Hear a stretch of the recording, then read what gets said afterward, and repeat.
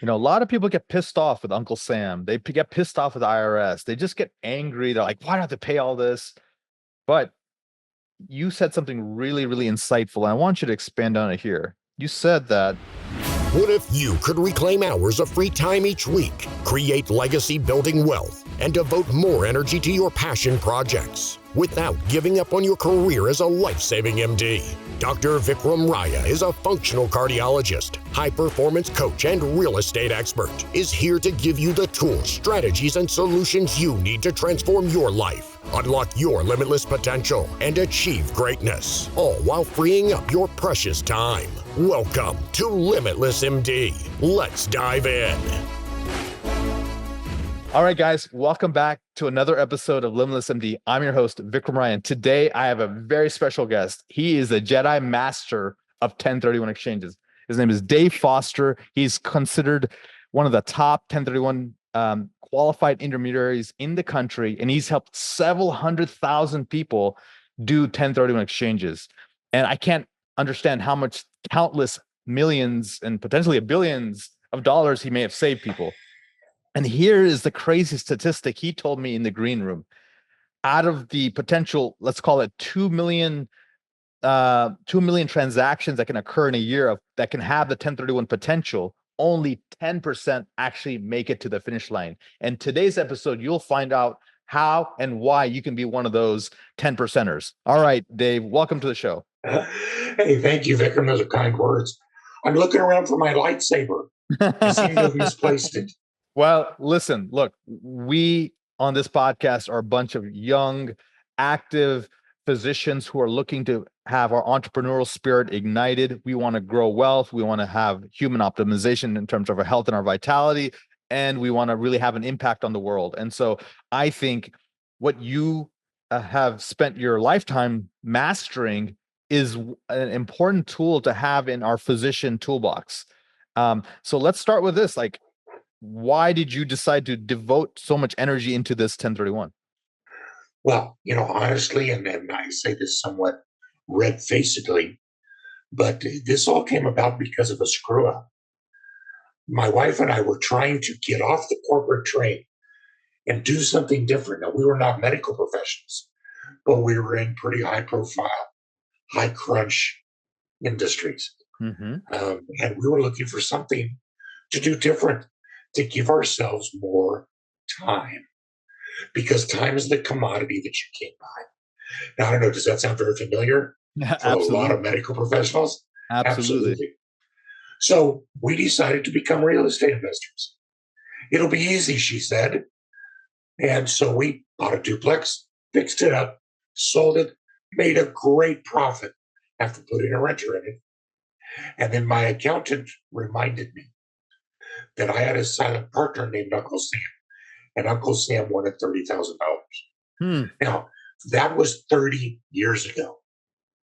If I would have known about the 1031 exchange, which allows us to keep those tax dollars working for ourselves, I would have had that $30,000 working for me for the last 30 years. Wow. Do a compounding spreadsheet on that and tell me what I missed out on from that one mistake. And that's when, as a decreed accountant, I found 1031 and said, there's no going back. We did it for ourselves. The rest of our career to actually end up being able to buy a 53-foot sailboat with tax-free dollars and raise our 4 children on it for 10 years, living off of income from our short-term rental fleet without paying a penny in capital gains tax. That's awesome. And along the way, we said, we got to do this for others as well. Yes. Okay. So like many things in life, you had a problem for yourself. You solved it and realized other people can benefit from the solution you figured out. And there you go. You're off to the races. So look, when I first saw QI, I thought, is this chi? Is this like an Asian energy force, or what is this? So qualified intermediary, help us understand, what the heck is it? Why do we need it? And can a doctor in his spare time just do his 1031 on his own? Yeah, the 1031 exchange, well, sadly enough for everybody but me, requires the use of an unrelated third party whose sole role is to document the exchange and hold the proceeds in between the sale and the purchase. The IRS will not let you DIY a 1031. This QI has to be involved. So, in a sense, we're like Switzerland, where everybody's buddy and we have to be there. So, I've got a job because of it, but it really comes about from the IRS's paranoia that you're going to do something nefarious with your own money. Mm-hmm. So, the QI has to be there to document it. And that's kind of birthed this whole industry of those of us who that's what we do. We can only do that for our clients. So, like, we're all accountants and attorneys, but we don't practice law. We don't do taxes. We solely administer 1031 exchanges for folks. Okay. So I heard on another podcast, and I really thought this would be something that we need to talk about here. You know, a lot of people get pissed off with Uncle Sam. They get pissed off with the IRS. They just get angry. They're like, why do I have to pay all this? But you said something really, really insightful, and I want you to expand on it here. You said that the IRS is not here to make your life hell. They want to incentivize your behavior. Let's unpack some of that, and Oh let's my gosh. just help us physicians understand how we can align with the IRS versus antagonize and fight against the IRS. That was such a game changer for me when my mentor challenged me with that. To not look at the tax code as a way of the IRS getting your tax dollars. I mean, that's part of it. We get that. I like highways and I like hospitals just like everybody else.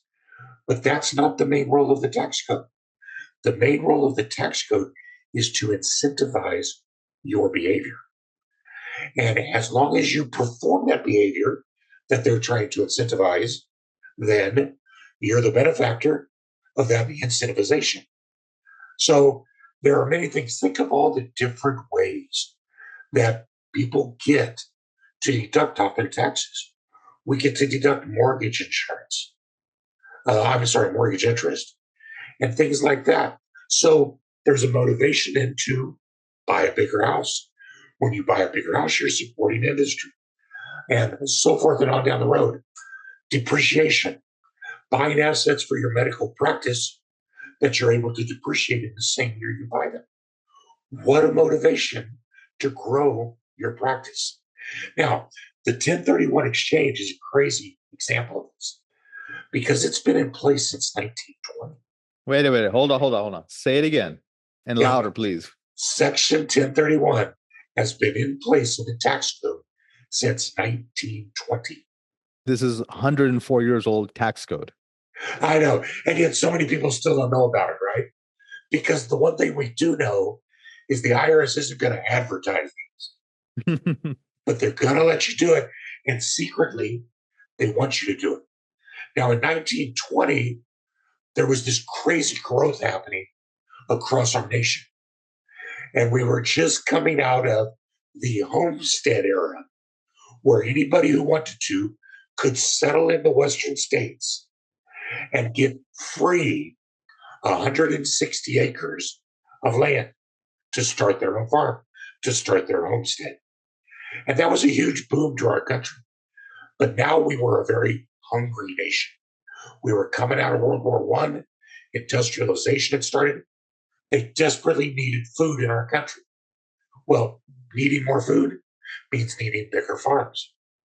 But the problem was everybody that owned these 160-acre farms could not sell them and buy a bigger farm.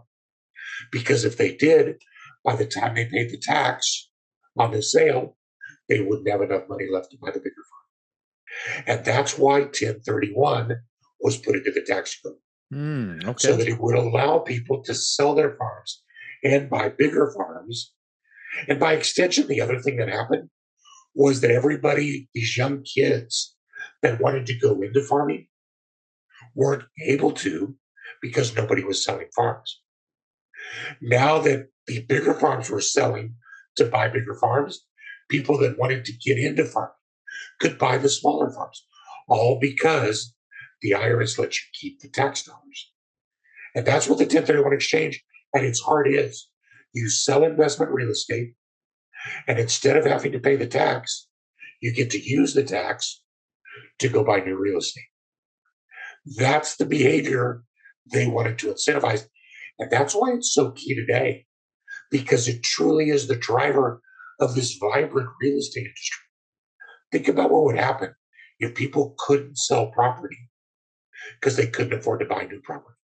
Yeah, it would shut down all transactions. Or it would reduce transactions dramatically. Title companies would go hungry, realtors would go hungry, Yes. appraisers, painters, handymen. And what so many people don't realize is all of those people are paying ordinary income tax, which our medical friends are very painfully aware of. That is the highest tax that there is. Right. So with capital gains, they're letting you keep your capital gains tax dollars. So it is to a go buy new real driver estate. of growth in our country, and it started in right after in the Great Depression and that time, and then the boom, and then it's still here now. And has it evolved? Has it changed? And how come most people don't use it? I mean, you gave me that crazy statistic: 2 million transactions possible, only 10% get done. Yeah, that was actually in 2015, Yeah. which is the last year we have that data from the IRS. So I would say now there's probably 500,000 to a million exchanges being done. Yeah. But there's probably 4 to 5 million transactions that could potentially qualify. Right. So you're right, it's absolutely crazy. So why don't people do it?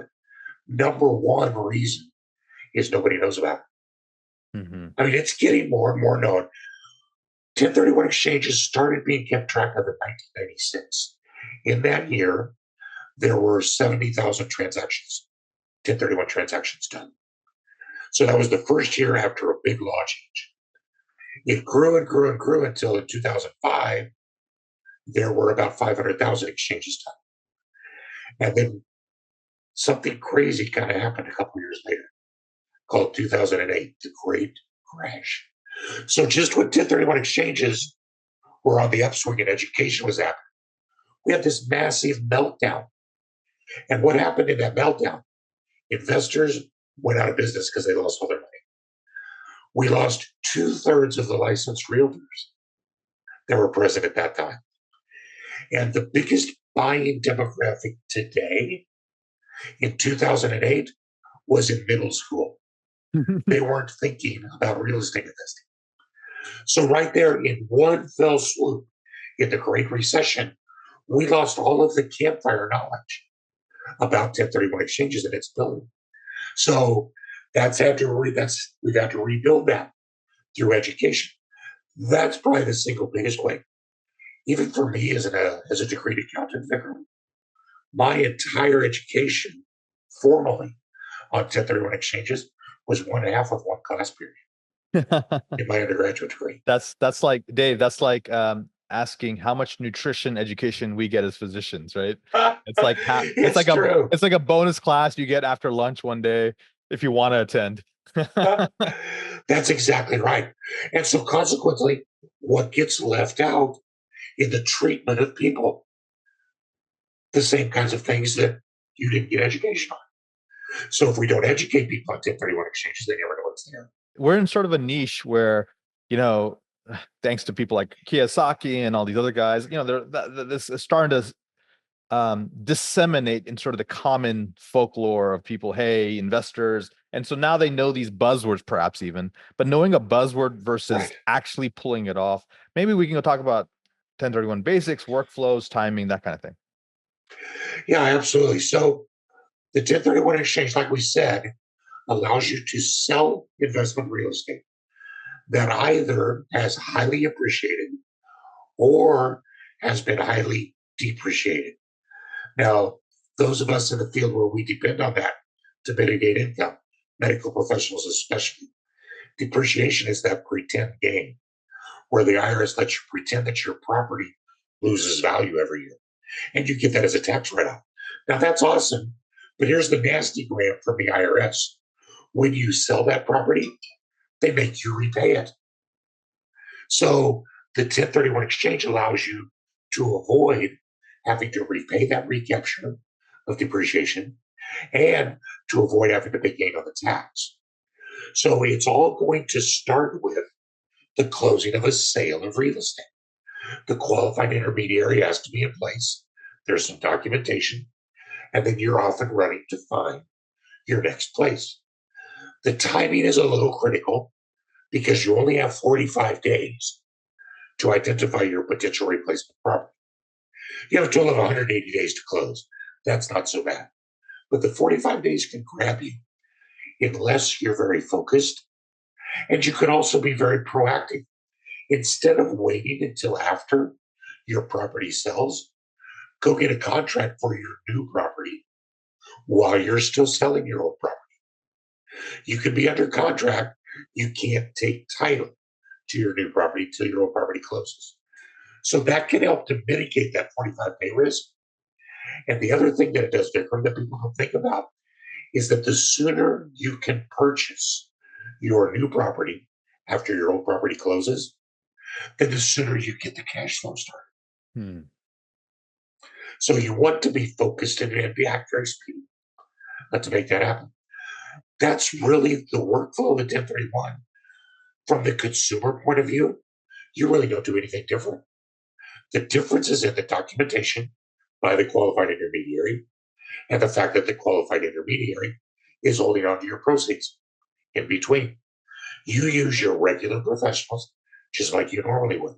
Your realtors, your appraisers, your real estate attorneys, your search, everything's exactly the same, which makes it so easy to do that you kind of wonder, why don't people do it more often?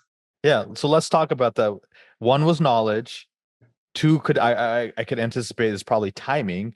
Give me some more. Give me some more reasons why it doesn't work. What are the challenges? Yeah, I'd say the second biggest one is probably the naysayers who don't understand compound interest. I can't tell you how many accountants, RIAs, and retirement plan administrators I talk to who will tell their clients, don't do a 1031, you're just deferring the tax. Well, time out. Let's talk about what deferring the tax does. If I would have deferred that $30,000 30 years ago, and I would have made 10% of my money for the last 30 years, that 30,000 would have compounded, doubled every 7 years. So it would have doubled from 30 to 60, from 60 to 120, from 120 to 240, from 240 to 480, from 480 to 960, to 2 million to 4 million. 7 times 30 years. That's the power of compound interest. So I like to talk about the 4 Ds of 1031 investing. Yes. And that's the first one. Start by deferring and getting the advantage of that compounding interest, because that's so huge for you, whether it's 2 years or 30 years. That money can be making money for you. And by the way, here's a quick quiz that almost nobody knows. Do you know who's famously called compounding interest the eighth wonder of the world? Albert Einstein? Well done, my friend. All You right. are one of the few, one of the elect. Isn't that crazy that a theoretical physicist would have understood that whole concept? Yeah. So everybody in the retirement says, you're only deferring it. Don't do it. I say defer it and hang on to it as long as you can.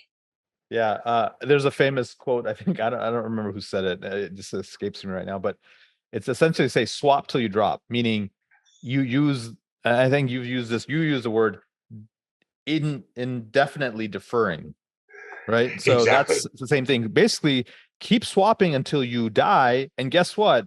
The basis gets reset with your next of kin. But I'll let you sort of expand upon that. But that's my basic understanding of this concept. Yeah, that's actually the 4th D of 1031 investing, which is to die, because your heirs inherit your property as of the day you pass away. Now, for someone who has accumulated a lot of assets over the years, that can be huge. Even if what you're doing before you die is positioning those assets so that your heirs are in charge of them. We had a family who owned a farm, and they sold and did a 1031 exchange on the farm. And what they bought was property for each one of their children, but it stayed in their name. So they got the benefit of the 1031 exchange. but the properties were near their three children, and their three children managed them until the parents died. So the parents got some income, kids got some income, and when the parents died, the children inherited those properties, which were the exact property they wanted, and they inherited them tax free. That's awesome. Yeah, it's a great legacy, trust, and kind of allowing, passing it on to the next generation kind of strategy. Yeah. So the first D was defer. What's the second and third Ds? Well, the second D is also defer. And here's why it's so critical as a driver for the real estate industry, but also for ourselves, in that you don't have to get stuck investing in a certain niche or a certain location. The 1031 exchange allows you to react to whatever the market is telling you. So many people start out, they buy a single family rental, and if they got stuck having to do that, they might miss other opportunities that the real estate market is telling them. If everybody had to bought in Silicon Valley in the early 2000s had to stay there, they would have missed the opportunity to 1031 exchange into dusty West Texas, Austin, and move with Elon, where we all know what happened there. Real estate then went crazy. So wherever you find the market in equities, you can use the 1031 exchange to sell one type of property, buy another type of property, to sell in one location and buy in another location. We have many of our medical professionals who will use this opportunity when they're early in their residencies and career.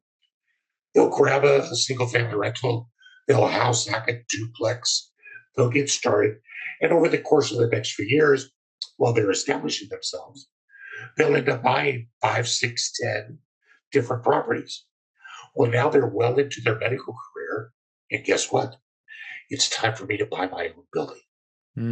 So they will sell those single family rentals and they will combine them to go buy a building to house their medical practice. So now they're getting the best tenant in the world themselves. They're getting an appreciating asset. And when the time comes to put down the scalpel, they're going to simply rent that building to another medical practice.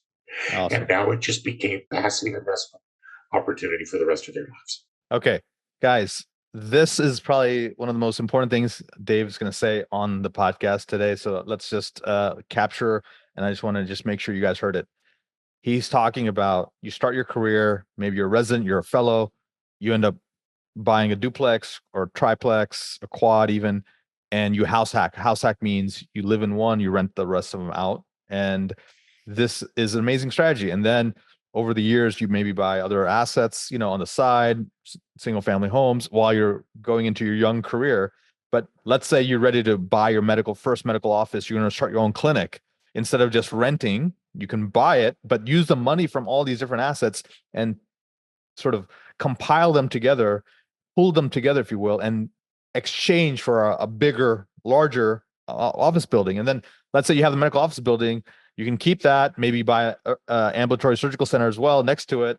Now you have all of this. And then when you're ready to retire, either you can keep this and just collect the rent, or you can buy all of this and go get a large apartment building and then get a property manager to manage that building for you. And then all of that's coming to you. And this is how you essentially keep swapping, earning more money. And this is not linear. What Dave is talking about is this is how you create logarithmic or exponential wealth. It's geometric. And this is what the top 1% of the wealthy families in this country do.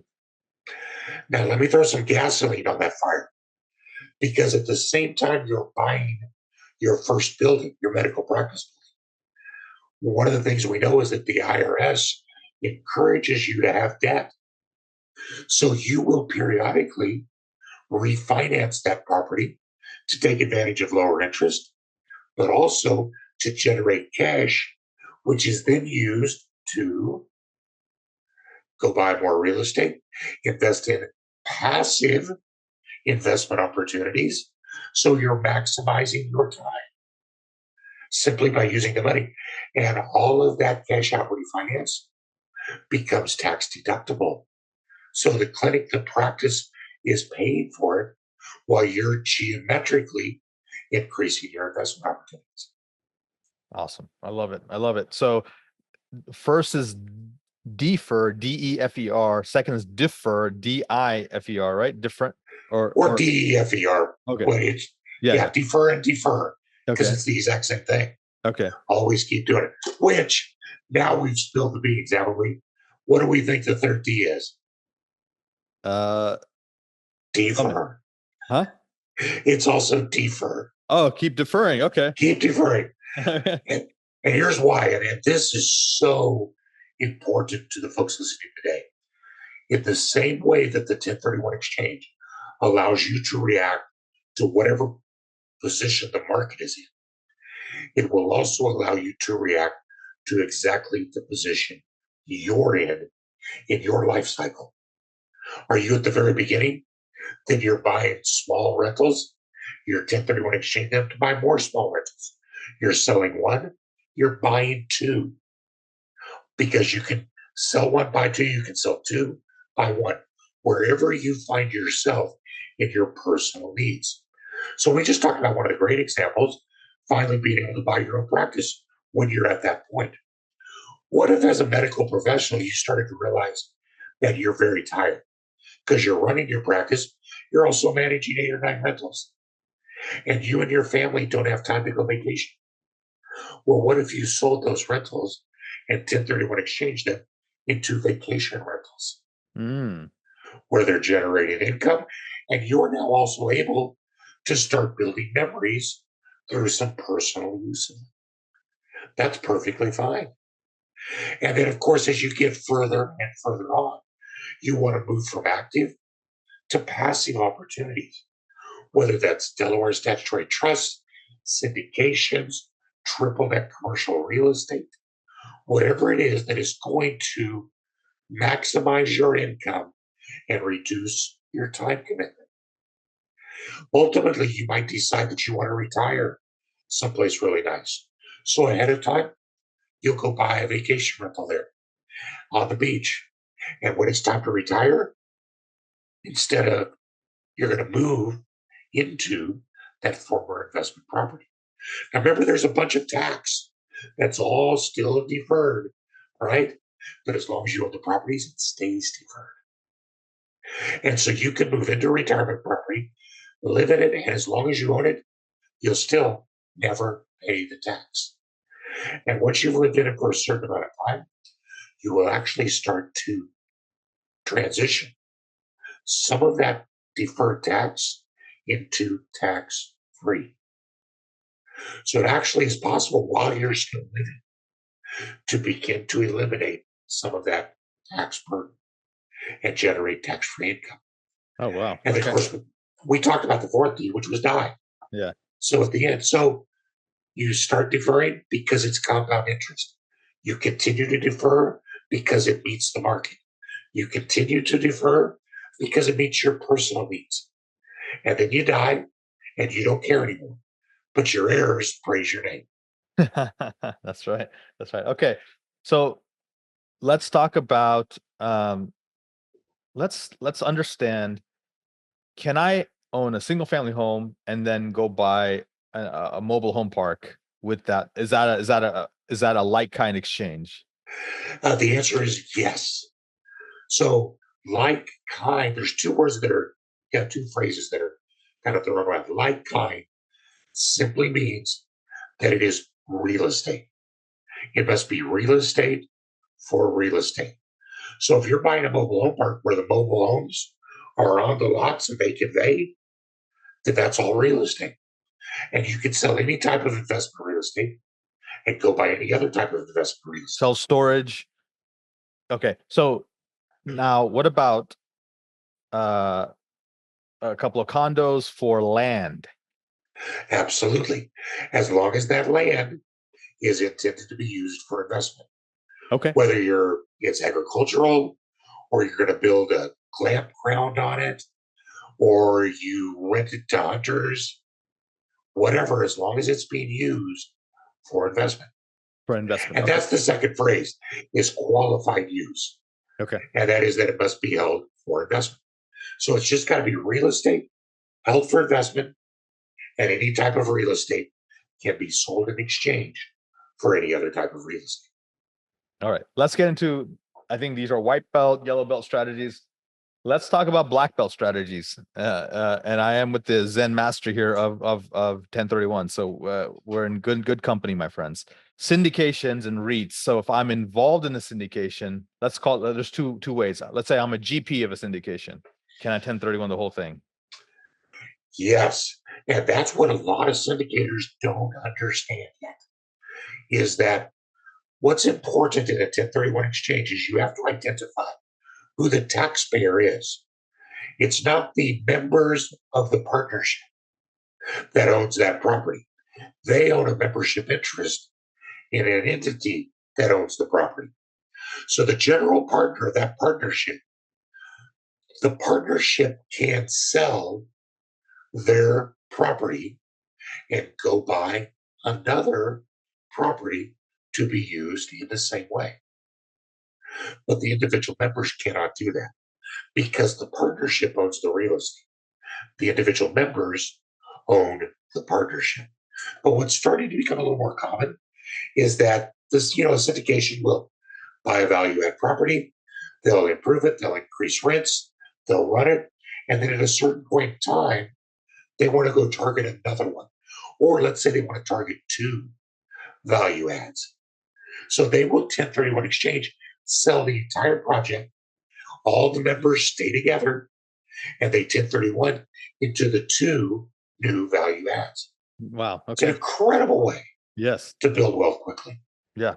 And I think there's in some of the nuances, there's like, if you're not able to get every single member, there people can opt in, opt out. But as long as the general partnership is moving forward, I think that there's some Yeah, that's exactly right. If someone doesn't want to do it, then generally what will happen is there's simply provisions to buy them out right of their membership interest. And that really doesn't even involve 1031 at all. Let's talk about REITs. Now, REITs are a little more like a stock, right? A real estate stock. Can you explain a little bit about REITs, and is there a 1031 availability or optionality there? Yeah, I know you're exactly right, Vikram. REITs are, at their essence, they're an equity. They're bought and sold generally on the open market. And they are not real estate. They are a company, a real estate investment trust. They are a company that owns real estate. So if I own a share of a REIT, I don't own real estate. So I can't sell it in 1031 exchange. Now, REITs can do 1031 exchanges if they want, but it's going to be the REIT that does it, the company, not the individuals. But there is a little twist that's a conversion called a 721 exchange or an UPREIT, where you can exchange tax-free from real estate you own into shares of a REIT. And you still get to avoid tax on that last transaction. So it stays deferred as long as you own your shares of the REIT. My only problem with those is that they're really only good for people who are absolutely certain that they're done with real estate. Because if you're not done with real estate, why sell and give up that compounding effect? Right. But if you're absolutely done and you know for sure, I'm going into equities now, you can move into the REIT. Because as soon as you sell the REIT, all of that deferred tax comes due. Okay, got it. No opportunity to defer it at all. Got it. So you just got to make sure. I tend to keep, and I counsel that people keep real estate and equities separate.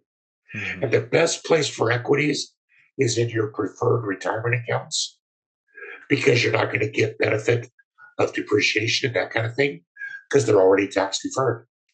Real estate, I want to keep outside my retirement plans because I can continue to get all of the depreciation benefits and the tax write-offs. So I like to separate those two buckets. Okay, so this is a very interesting thing, guys. I know a lot of people use their self-directed IRAs and sort of tax mitigated retirement strategies to invest in real estate. And that's great if that's your source of income and that's where you want to deploy it. But if if you know how to do well in equities, and that's a big if, and then by using all of that into some kind of equity strategy, then you're taking advantage of the tax deferment, and then now you're growing in the equity strategy. And then since you're already going to get tax breaks in real estate, you don't necessarily need that additional wrapper of a IRA or something, all these other things. So, okay, I can see where you're saying delineate between those two strategies. Yeah, absolutely. And a lot of times you can still access cash from inside that IRA. If you structured your 401k where you can make loans from it to yourself, then you can keep that money at play in equities and take the loan to you and use that to buy real estate outside your retirement funds. Yes. Or if they're in equities and you can access a margin account, anything like that that lets you separate so you can go outside is a great plan. Okay, man. How I'm sure, I think we've done at least a good 101, 202 level into 1031s. People are definitely going to want to know more. And we want more physicians as real estate investors to take advantage of this strategy because, one, it will create legacy wealth. Two, it will allow you to retire faster. Number three, it is an efficient wealth creation vehicle. And four, I mean, it's a cool strategy. We want you to grow and be wealthy and be prosperous. So definitely look up Dave, get into his ecosystem, be part of his community. I think he has a ton of resources. He has a website called the1031investor.com. Is that correct, Dave? Exactly. Yeah. Great. And he wrote a phenomenal book called Lifetime Tax for Wealth, which I'm excited to read. And how else can people learn about you, follow you, maybe be part of your community, and may potentially work with you? Yeah, access to all the resources are on our website at the1031investor.com. And we've got a YouTube channel with, I think, like 40 videos on it. Awesome. All diving into these. I love how you phrased it, the white, yellow, and black belt strategies that can help people succeed throughout their life. That's awesome. And remember the 4Ds: defer, and then die. Slightly morbid, but a powerful wealth strategy. And then remember the timeline we've talked about: 45 days to identify, 180 days to close. You can hack it by going and getting something under contract before you need to actually exchange. That way you don't waste any time. And obviously you can do this on larger assets, and like-kind exchange is very liberal use of the word. So you really can do multiple asset classes as long as it's true real estate. So thank you, Dave. Thank you so much. I learned a lot. I'm sure the investor slash physicians have learned a lot. So thank you so much. And guys, until next time, be phenomenal. Thank you so much for listening to this episode of Limitless MD. If you found value from this episode, I encourage you to share this episode with a friend and let me know by leaving a review. For more information, make sure you check out the links in the show notes below or simply visit vikramraya.com. Until next time, be phenomenal.